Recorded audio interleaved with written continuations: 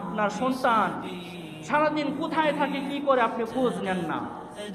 আপনার সন্তানকে আপনি কখনো জিজ্ঞাসা করে দেখেন নাই, সন্তান তুমি যে বাইরে ছিলা, তুমি জোহরের নামাজটা পড়েছো কিনা, তুমি আসরের নামাজটা পড়েছো কিনা, তুমি মাগরিবের নামাজ, ইশারের নামাজ পড়ছো কিনা।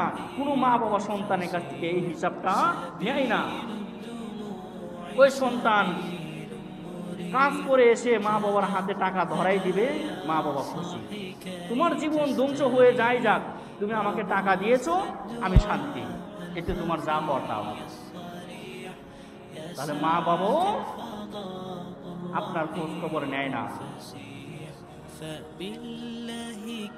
আপনি যতক্ষণ পর্যন্ত সমাজ থেকে এই নেশাগ্রস্ত যুবকদেরকে প্রতিহত করতে না পারবেন, ততক্ষণ পর্যন্ত আপনার সমাজ নিরাপদ হবে না।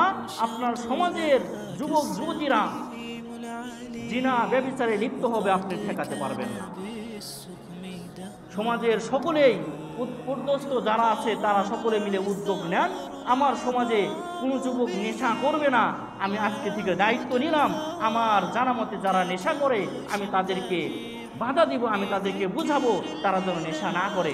এভাবে যেন প্রত্যেকটা দায়িত্বশীল যখন এই দায়িত্বটা নিবে, যখন সমাজ থেকে নেশাগ্রস্ততা দূর হয়ে যাবে, তখন ওই সমাজটা শান্তিতে পরিণত হয়ে যাবে।